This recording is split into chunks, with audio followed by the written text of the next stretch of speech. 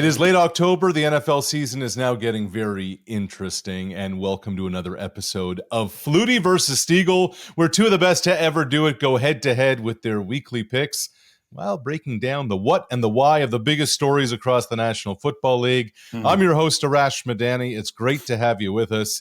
There from his home studio, the Heisman Trophy winner, Doug Flutie, and of course, Milt Stegall, his counterpart, where they go head-to-head with their picks all week.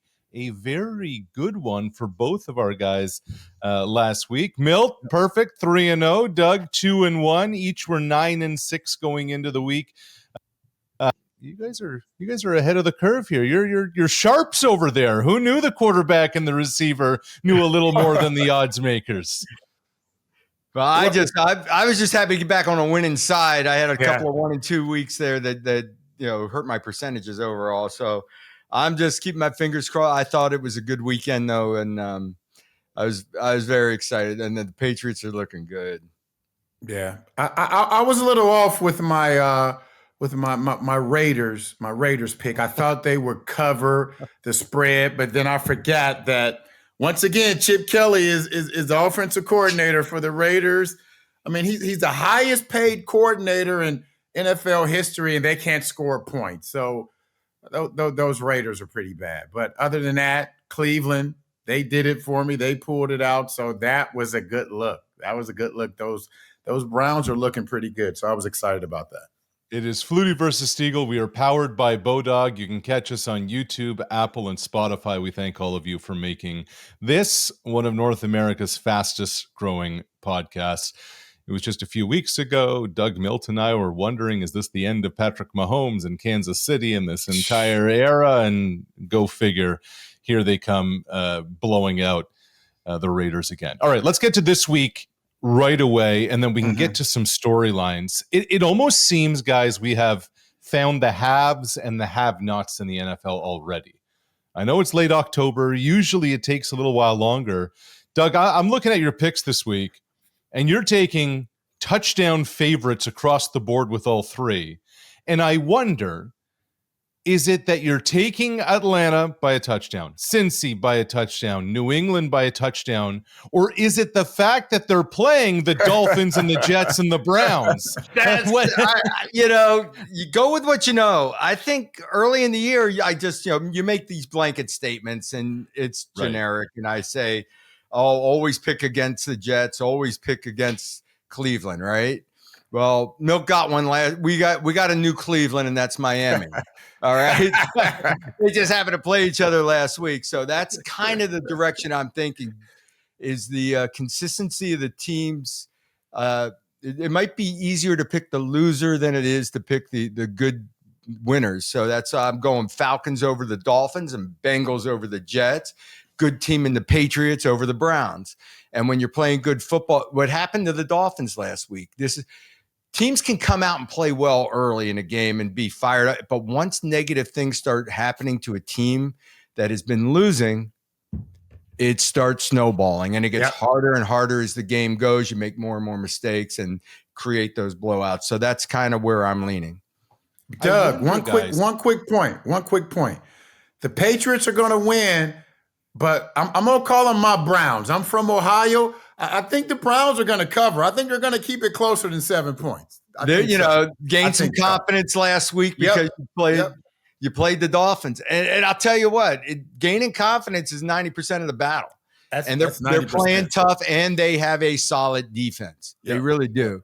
So that can keep them in games. I'm just I like Mike Vrabel, and I think the Patriots are on a roll right now. So Flutie's taking the Falcons by 7 over Miami. Let's leave Mike McDaniel and company alone down there in South Florida. Like it's you're just trudging towards the inevitable there. The only question with the Jets is, could they become the first 0-17 team in the NFL? You kind of wonder. But I want to get into this New England Cleveland game a little bit, guys, because Drake May, we continue to talk about him week after week. You understand why. 10 of 11 at the half. He was so efficient last week. And he goes up against Dylan Gabriel, now a rookie, in his fourth start of the season, the lefty, a mid-round pick who comes into Cleveland. Did we learn anything about the Browns last week, or was it the fact that they just went up against Miami? You kind of you burn the tape. What goes into kind of picking New England -7, knowing what we saw from Cleveland last week? Would you say? For me, I think Cleveland's defense is solid as a rock. I think they are a good defensive team, but they're not explosive enough on offense. And I believe that the Patriots are solid as a rock all the way up and down. But Milt sees something in Cleveland I don't see offensively. Like maybe they're starting to turn the corner. As a rookie quarterback, you can do certain things. This is rookie quarterbacks, and we can get into the quarterback discussion later, but you can do the mobile quarterback things, the RPO game, the get on the perimeter, bootleg, and hopefully you run the ball well. Otherwise, you're going to see, and what you will see are up and down weeks with rookie quarterbacks. You can never take a rookie quarterback, put him in the Joe Flacco situation and say, roll, here you go. You got 5 days of practice, go play. It just wouldn't happen. So there's going to be inconsistency there. There's limited stuff that you do well. And I think that, it's not sustainable. Well, for me, he's putting him in a position where he's not losing the game. And that's pretty good when you have a defense like they have. Yes, they would like him to score points, but he's not in a position where he can do that yet. That may come next year or the year after or later on this year. I don't know, but he's not losing the game. And that's a plus for this team. Defensively, they are elite.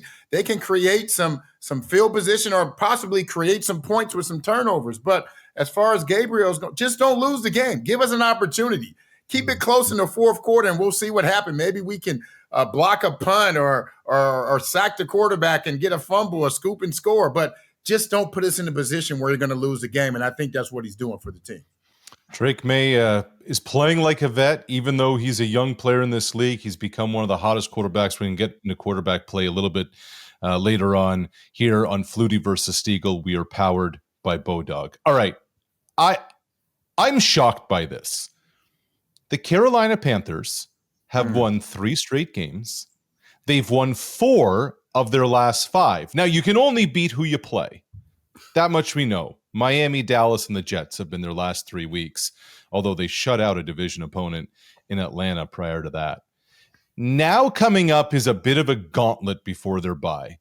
It's Buffalo. It's at Green Bay. They have to go back to Atlanta. That's starting to find its way.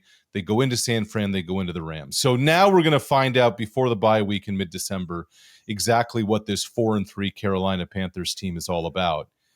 You win 3 straight, you are still 7.5-point dogs facing the Buffalo Bills, who have looked a little shaky of late. Yeah. But Milt, you still like Buffalo to roll, and you said easily cover that spread. Easily. Yes. Josh Allen will redeem himself. He'll have a big game. And if I'm correct, who's going to be the quarterback for the Carolina Panthers? What's the old guy, redhead guy name? Andy Dalton. Andy Dalton. Yeah, he's going to be the quarterback. So Andy Dalton really hadn't played much football in the last 3 years. He's been a backup. I think he's thrown for maybe 800-900 yards the last 3 years. He hadn't got it done. And like I said, the Bills, they're coming off a bye week, and they're going to look to get back on track, and they'll do it against the Carolina Panthers. They'll cover that 7.5 point spread easily. Josh Allen will have an MVP type game. He'll look to redeem himself for what happened in Atlanta. Yes, offensively they are lacking at the receiver position, but you still have Josh Allen, and they'll get it done, and they'll cover that spread easily against the Carolina Panthers. Doug, what are you seeing from Josh? I think Josh is Josh. I think he's still amazing and MVP type quarterback. I think that he's limited, and we talked a little bit about it last week, that he doesn't have that game-breaking receiver. So he's doing a lot. A lot is put on his shoulders. They actually run the ball pretty well, and that's going to have to keep some pressure off him. Yeah. And but he's still going to be relying on his legs to move around, run for some first downs, and throw the football. And the one aspect of this, and I've said this since early in the season, the Bills' defense is their question mark. They got to tighten some things up. But they have lost 2 in a row. I don't know the last time Buffalo lost 3 in a row. I didn't look it up. I should have. but that's not going to happen. They're not going to allow that to happen.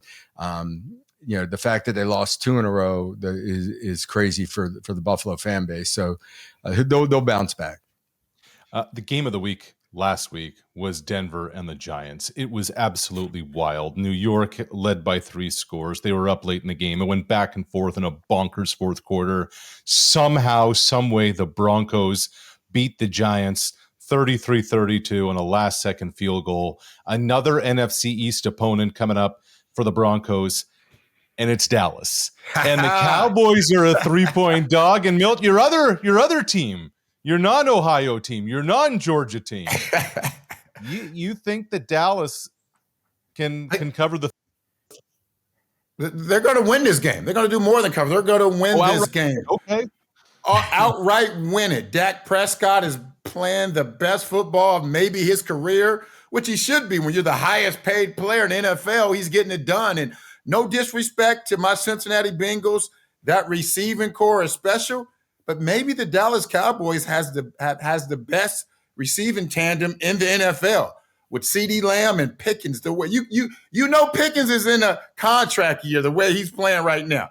He's making $3 million a year. He's looking to get that $25 million deal, and he continues playing like that. They can get it done. Yes, defensively, they're going to give up points. They're going to give up maybe 30 points. But I think offensively, they can offset that. They can score 35, 40 points with the way they're playing, with the way they're running the ball. So I think they're going to pull this out. Like I said, they won't only cover the spread. Dak Prescott and Jerry Jones and those guys will get it done, and they'll win this game against the Broncos. Yeah, the Cowboys to win outright pays plus 145 on BODOG. And Milt, you talked about kind of that chemistry that Dak and Pickens have kind of picked up.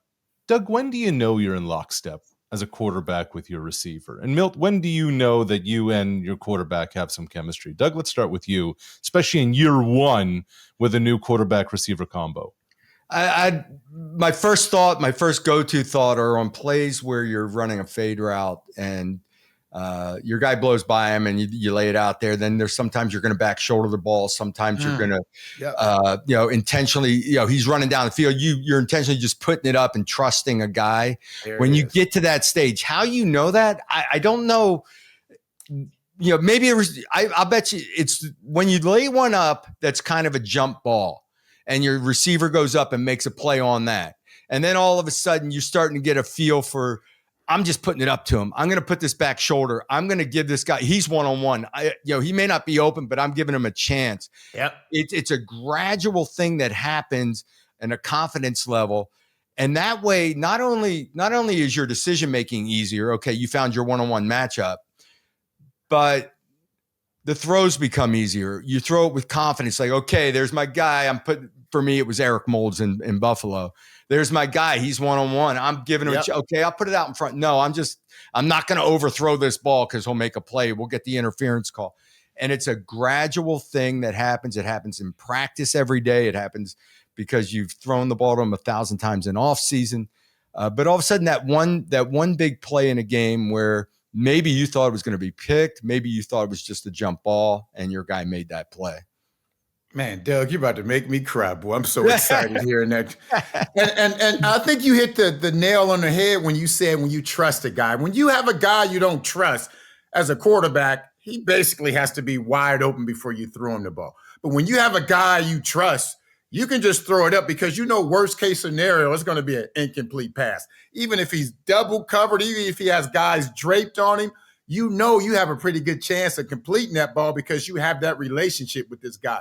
You've thrown passes to him in the past where he's made those spectacular catches and you trust him now. And I think that's what Dak has with CeeDee. He definitely has it with CeeDee, but now he has that with George Pickens, where he feels where he can throw that ball up. And if my guy is covered so wet, he's going to make that play, or as I just alluded to, worst case scenario is going to be incomplete. It's not going to be an interception. Where you have a guy who's a young guy or a guy who's off the practice roster or a guy you don't trust, if he's not wide open, you're not throwing him the ball. But with CeeDee and Pickens, that's not the case. I had a playoff game against Miami when I was with Buffalo and I had Eric Moulds. First play of the game, he was like a 65, 70-yard play. He had about He had 250 to 280 yards receiving in the game. It was stupid. Game came down the wire, and he was single receiver side at X, and they were bracketing him over, and I could not find a way to just throw the ball. And I'm still pissed off to this day that I didn't just throw a jump ball, even though there was a bracket double cover over there. And we end up not getting the ball in the end zone. It still bothers me to this day that I didn't just throw him a jump ball and let him go make a play. I love that we got not one, but two shout outs to the great Eric Moulds. That takes me back to a different era. By the way, with your Dallas pick, I became a Bo Nix fan this week. So very nice. The Broncos helmet went up. Oh man, what a performance that was down the stretch, driving them into field goal range and ultimately to win it at home over the Giants. We have one more pick from Milt. It's Sunday night. It is storyline palooza. Green Bay, Pittsburgh, Aaron Rodgers, very quietly, the Packers are one of only two teams in the league with only one loss. And Milt, you're saying, hey, 3-point favorites over the Steelers? I'll take Jordan Love.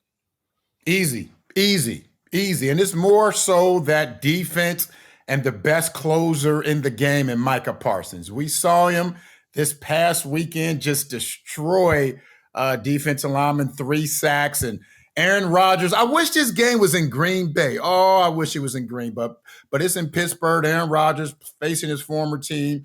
You know he's going to try to have a spectacular game, but it's not going to happen. I'm not predicting that they're going to get mollywopped. They're not going to get blown out, but the Green Bay Packers will handle him.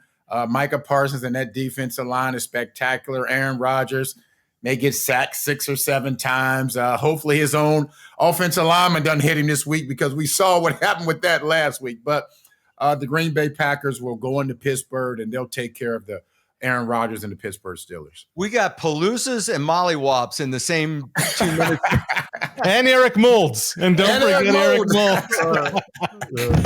All right, so let's cap the picks. We'll get to them later on in the show as well. Both Milt and Doug were 9-6 coming into last week. Milt ran the table going 3-0. Doug went 2-1. So Milt's 12-6. Doug's 11-7. And here we go. Milt likes Buffalo to cover over Carolina by 7.5. The Cowboys +3 over Denver. The Packers to cover the 3 points over Pittsburgh. Meanwhile, Doug, all favorites. Atlanta over Miami. That's a 7-point spread. Cincinnati to cover the 6.5 over the Jets. And the Patriots to cover the 7 points over the Cleveland Browns. It is Flutie versus Stegall. We are powered by BODOG. Thanks to all of you for making this one of North America's fastest growing football podcasts.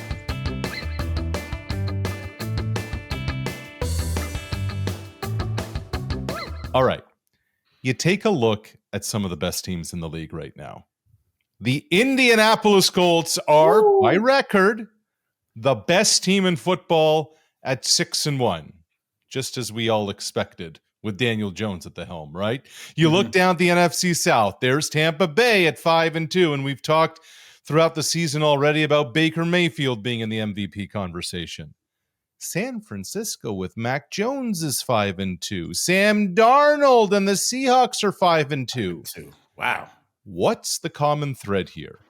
All of these teams have first-round quarterbacks who were drafted elsewhere, who played for a different franchise early in their career. Daniel Jones with the Giants and Baker Mayfield with Cleveland and Carolina and the Rams.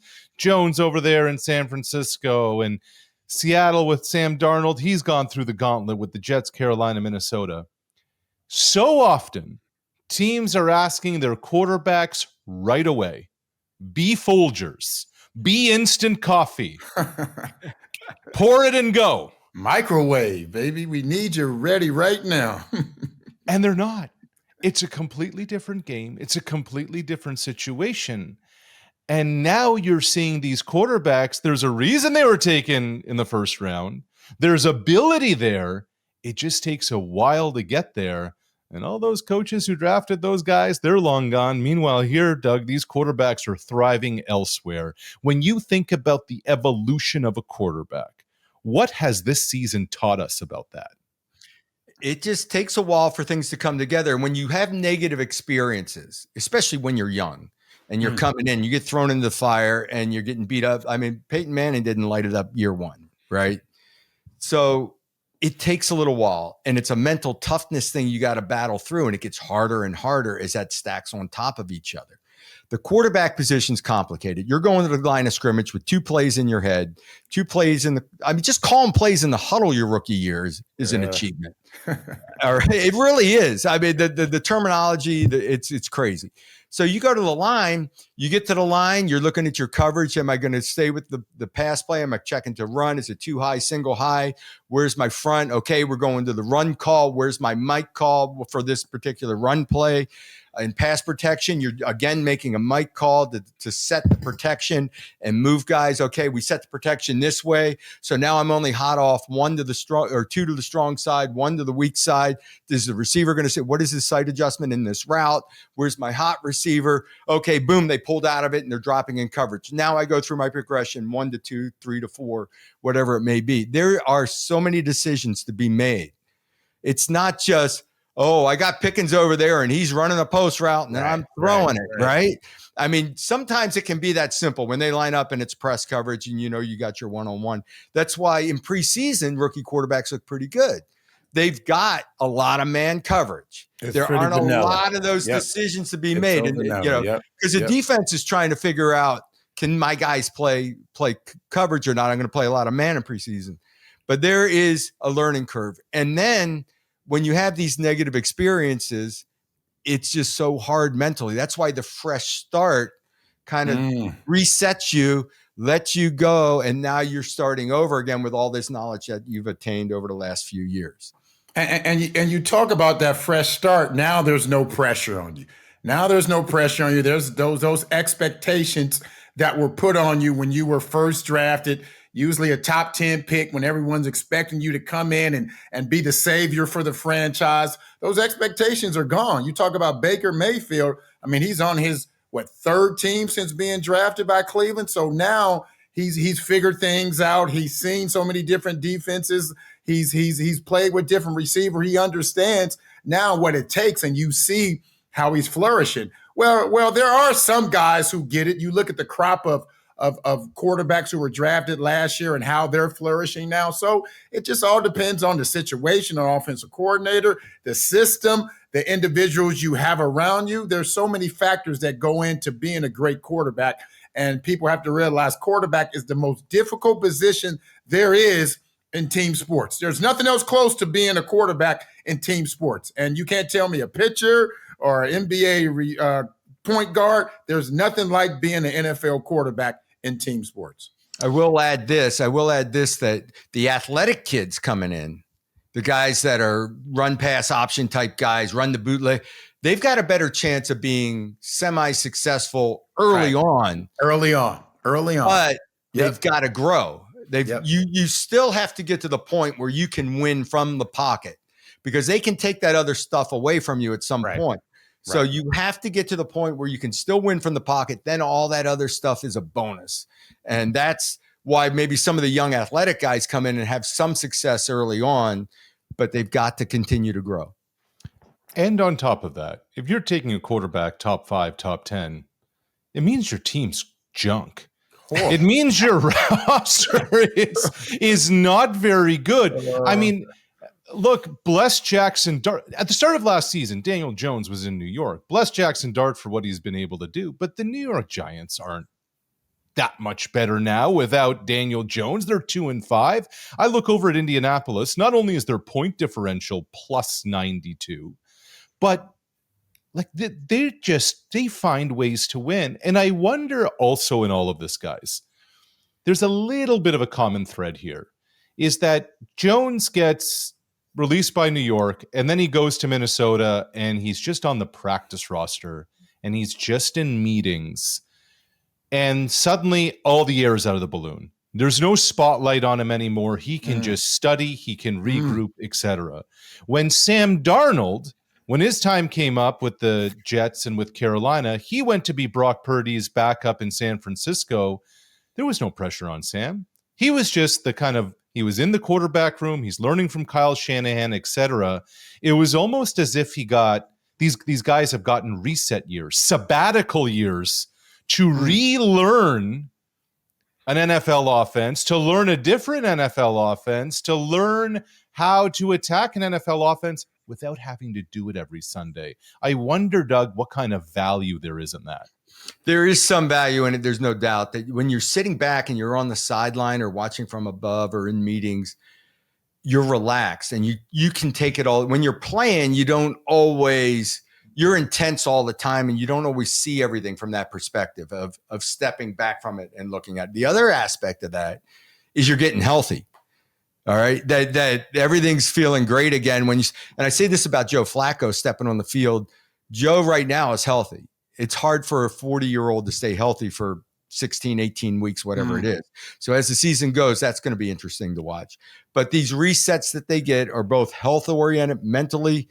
And then, you're sitting back and you realize some of your mistakes that you've made and you realize some of the things you do extremely well. And you start getting a little more involved in game planning because now you realize I do these things well. I want these things in the game plan.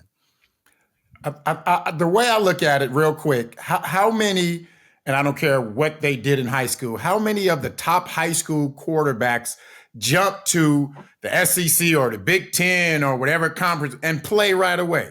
It very rarely happens. And now they're expecting these guys who had great college careers or top 5 picks. And the reason being because there's so much money invested in them, they expect them to come in and have that success right away, which very rarely happens.